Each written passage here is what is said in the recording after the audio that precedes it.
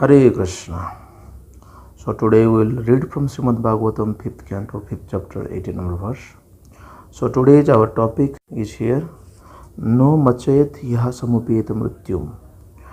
So न मचेत मतलब जो हमें उद्धार नहीं कर सकते हैं किससे समुपेत मृत्युम अर्थात इस जन्म मृत्यु के चक्र से। तो ये जन्म मृत्यु है, ये संसार में हम देखते हैं जातस्य ही ध्रुव मृत्यु ध्रुव जन्म मृत्युश्च। जिसके जन्म हुआ है इसकी मृत्यु सुनिश्चित है और मृत्यु होने के बाद जन्म सुनिश्चित है। लेकिन ये जन्म मृत्यु ये अगेन एंड अगेन हैपेंस, बारंबार होता है, ये हमारे शास्त्रों में वर्णन किया गया है।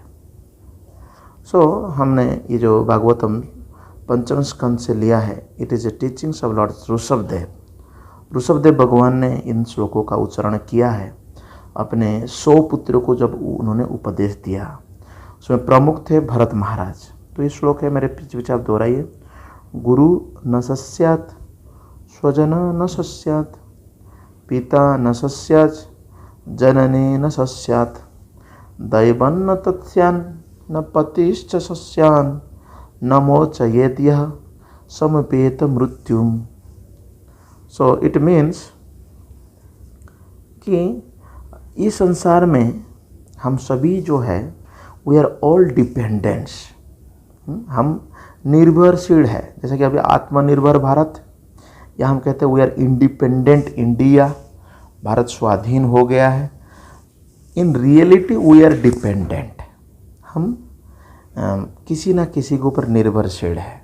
किसके ऊपर निर्भरशील हम लोग हैं? गुरु, अर्थात हमारे जो हमें टीचर से शिक्षा हमें देते हैं। फिर स्वजन, अपने जो फ्रेंड्स रिलेटिव्स होते हैं वो। पिता, अपने पिताजी, माता, देवता, और पत्नी के लिए पति, ये सभी हमारे रखवाले हैं, या दे आर आवर प्रोटेक्टर, हमें रक्षा करते हैं।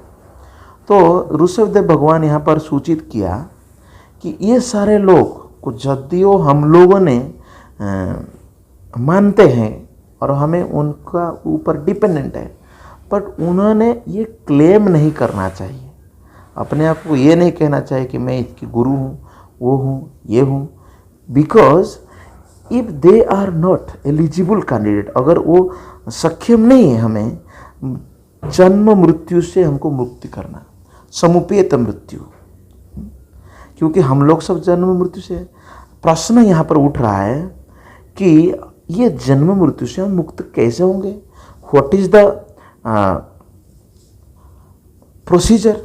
अगर आपको ये क्वेश्चन मैं पूछूं कि आप हमें बताइए, ये लेक्चर में तो मैं इसका आंसर दूंगा, लेकिन आपके ऐसा क्या विचार था? क्या आप कभी इसके बारे में सोचे थे कि हम जन्म मृत्यु से कैसे बचेंगे? इसके लिए सम प्रोसीजर आई न्यू। अगर आप जानते थे, पहले से कुछ विचार था, तो विचार को यहाँ पर कमेंट सेक्शन में व्यक्त करिए। You write down it.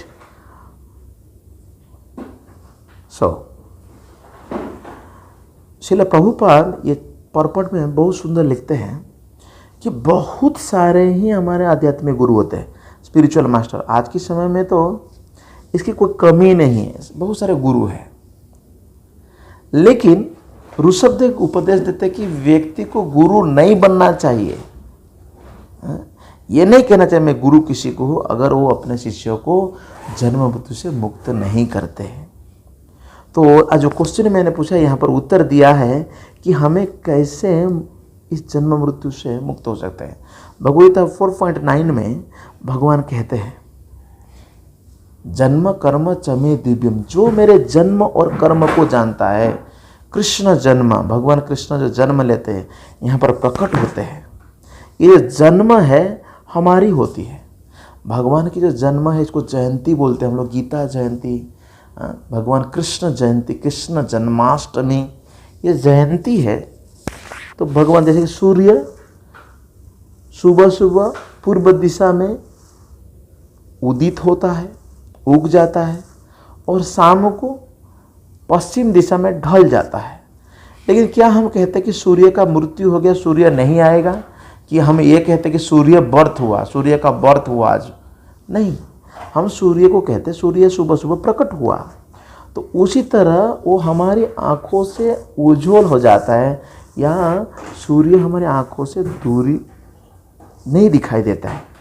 तो इसीलिए ये भगवान की जन्म और कर्म, भगवान कर्म जो किया यहाँ पर लीला कहते हैं, वो लीला को जो समझ लेता है, मृत्यु की बात त्यक्ता दे, हम जैसे शरीर त्याग देता है, वो दोबारा इस संसार में नहीं आता है, ऐसा भगवान कहते हैं 4.9 में। तो अगर आपने भी ऐसा कुछ विचार किया था पहले कि ऐसा करने से हमें मृत्यु, जन्म मृत्यु में नहीं होता है, तो क्या राइट डाउन इट। सेकेंड थी जो गुरु है, चैतन्य महाप्रभु ने बहुत सुंदर उपदेश दिया, गुरु कौन हो सकता है, हु इज गुरु। वो कहते हैं किबा विप्र किबा न्यासी शूद्र के न नॉय, जय कृष्ण बेत्ता सही गुरु है। आप ब्राह्मण हो, सन्यासी हो या शूद्र हो, कोई भी हो, अगर आप कृष्ण तत्व को जानते हैं तो आप गुरु है।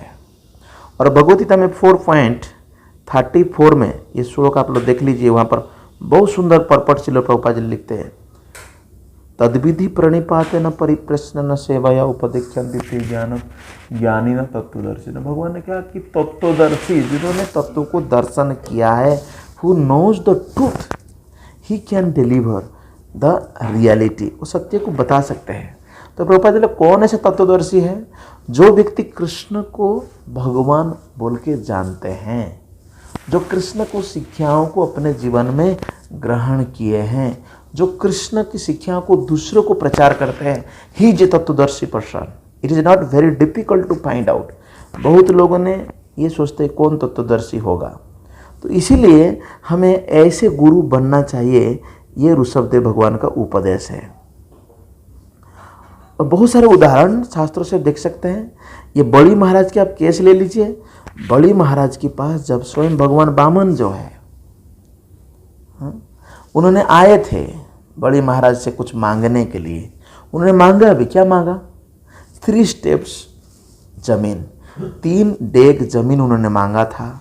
लेकिन उनके गुरु जो है कि जो शुक्राचार्य, जिन्होंने फ्रूटिटिव एक्टिविटी या सकाम कर्म में जुड़े हुए थे, जो शुद्ध भक्त नहीं थे, उन्होंने बड़ी महाराज को कहते हैं, देखो बड़ी, ये जो बामन है ये कोई ब्राह्मण नहीं है, या ये बटू ब्राह्मण नहीं है, ये स्वयं भगवान विष्णु है।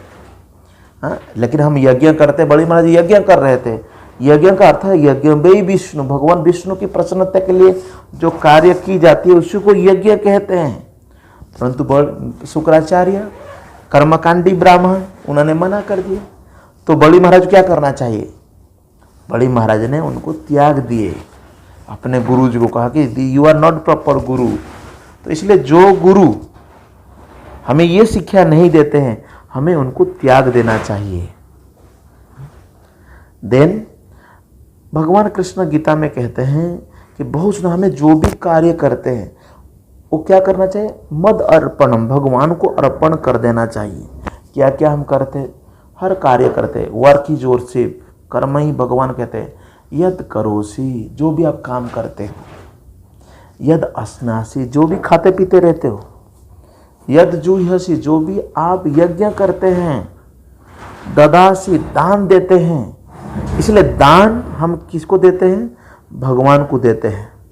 यत तपस्वी, जो तपस्या करते हैं, क्या क्या तपस्या करते हैं, एकादशी को व्रत रखते हैं, भगवान पवित्र जन्म उत्सव पर हम उपवास रखते हैं, पवित्र धाम को हम चल चल के जाते हैं, प्रातः उठ करके स्नान करके भगवान के नाम जप करते हैं, भगवान की आरती करते हैं, कृष्ण अनुकूल, कृष्णानुशीलम, कृष्ण अनुकूल के लिए जो कार्य है वो कार्य को हम करते हैं। ये सब तपस्या में आता है। तो भगवान का इसको सब हम अर्पण कर देना चाहिए। देन उन्होंने कहा जो व्यक्ति अपने ये शिक्षा नहीं लिया है, if a person has not actually taken teachings या इंस्ट्रक्शन, तो वो कभी भी भगवान को कुछ भी नहीं दे सकता है। भगवान को देने के लिए हमारे पास क्या है, स्थाने स्थित श्रुतिगत तनुवान मनोभी, ये शरीर है, वाणी है, मन है, हमारा धन है, भगवान को देना चाहिए। तो तो अगर कोई ऐसा शिक्षा नहीं लिया है वो कैसे गुरु बन सकता है। और हम देखते हैं पत्नियां भी पति को छोड़ दी थी। कब? जब भगवान कृष्ण और बलराम वृंदावन में एक गांव में जो ब्राह्मणों ने वहाँ पर यज्ञ कर रहे थे, तो भगवान कृष्ण बलराम ने अपने ग्वाल बालक साथियों को वहाँ भेजा था। उन्हें कहा जाओ तो वहाँ से कुछ फल और कुछ खाद्य पदार्थ लेके आओ। लेकिन ब्राह्मणों ने तो मना ही कर दिया, उन्होंने कुछ कहा ही नहीं, सुना भी नहीं। लेकिन कृष्ण बलराम जब दोबारा उन्होंने कहा कि जाओ घर की मतलब घर के पीछे साइड से आप जाइए, और जो उन्होंने जब कहा कि वहाँ पर ब्राह्मण पत्नियां थी, उनको जब कहा तो ब्राह्मण पत्नियां जब कृष्ण बलराम के बारे में पहले तो सुन रखी थी, लेकिन जब उन्होंने देखा कि कृष्ण बलराम गांव के बाजू में आए हैं और they are actually asking for some food grains, कुछ खाने के लिए कुछ देने के लिए कह रहे हैं, तो उन्होंने तुरंत राजी हो गए और अपने पतियों को छोड़ करके उन्होंने चले गए। क्योंकि वो जानती थी ये जो so called husbands they can not protect us, ये हमें रक्षा नहीं कर सकती है। और उस तरह प्रहलाद महाराज, आप जानते हैं जो प्रहलाद महाराज, उनके पिताश्री हिरण्यकशिपु जी ने उनको हरदम कहते थे आई एम द कंट्रोलर। तो प्रहलाद महाराज कहते थे कि असूर्यवर्य देहिनम धियम सदा समुद्विग्न असद धियात। आपने असत चीज़ों में अपने मन को लगा के रखे हैं और अपने आप को त्रिलोकी मानते हैं, कंट्रोलर मानते, लेकिन आप है ही नहीं। तो इसलिए प्रहलाद महाराज यदि शुद्ध भक्त थे, इन्होंने शुद्ध भक्त होने के कारण अपने पिताजी जो कि दानवराज हिरण्यकशिप को त्याग दिए। जब उन्होंने मर गए, भगवान नृसिंहदेव जी उनका वध कर दिया, तभी भी उनको कोई दुख नहीं था। फिर देखो भरत महाराज को आप देखिए, भरत महाराज अपने माता जी को त्याग दिए थे, ही इज रिजेक्टेड जननी न सस्यात।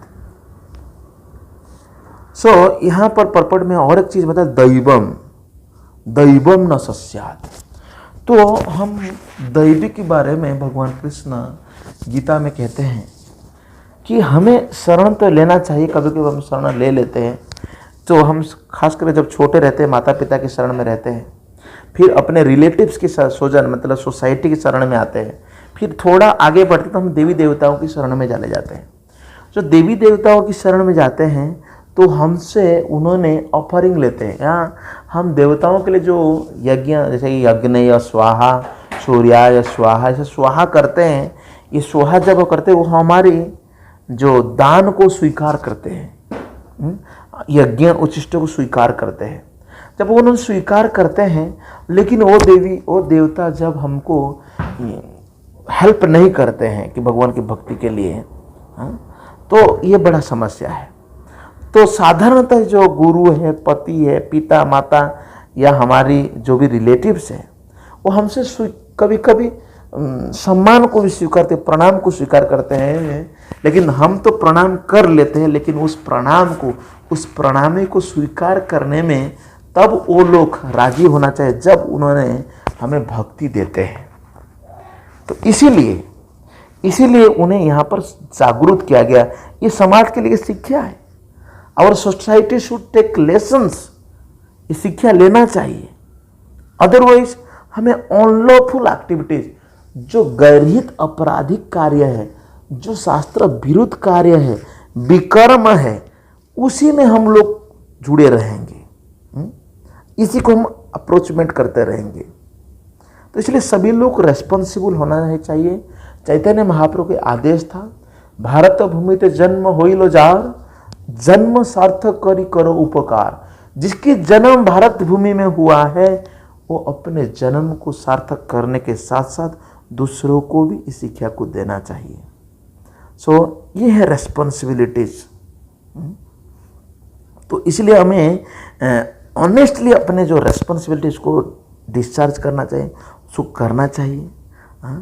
अगर हम नहीं करते तो we are not fit. Can हम तो कभी भी अपने आप को ये नहीं कहना चाहिए कि बच्चों का मैं पिता माता हूँ, ये हूँ वो हूँ, ये नहीं कहना चाहिए।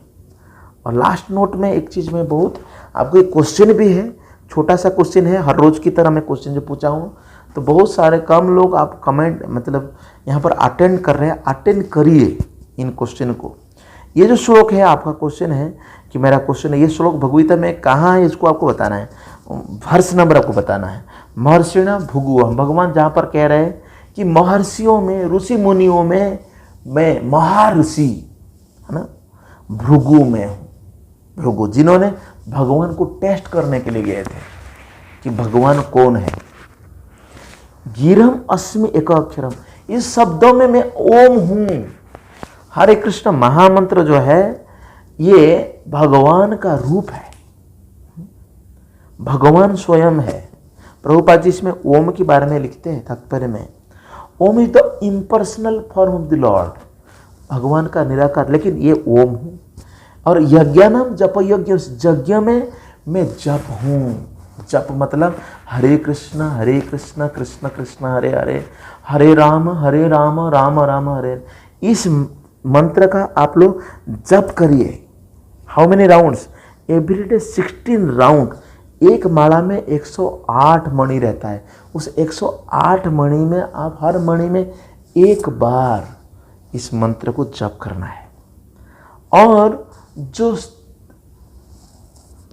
स्थावर या इमूवेबल ऑब्जेक्ट है, जो घूमते फिरते नहीं है, जो पहाड़ है, माउंटेन है, उसमें मैं हिमालय हूँ।